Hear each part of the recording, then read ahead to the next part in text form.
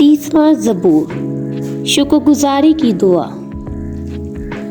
ए खुदावंद, मैं तेरी तमजीद करूँगा क्योंकि तूने मुझे सरफराज किया है और मेरे दुश्मनों को मुझ पर खुश ना होने दिया।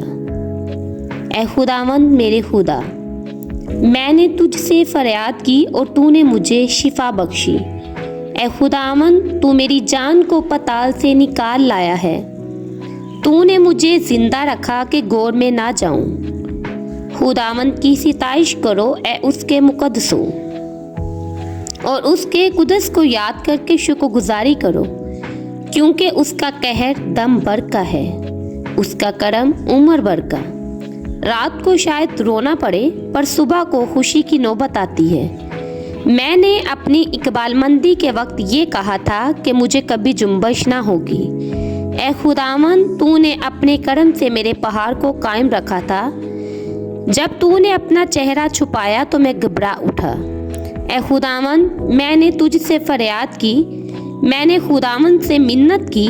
जब मैं गौर में जाऊं तो मेरी मौत से क्या फ़ायदा?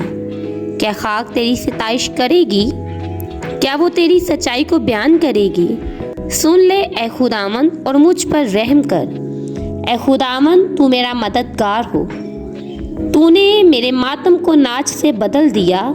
तूने मेरा टाट उतार डाला और मुझे खुशी से कमर बस्ता किया, ताकि मेरी रूह तेरी मदद सराई करे और चुप ना रहे।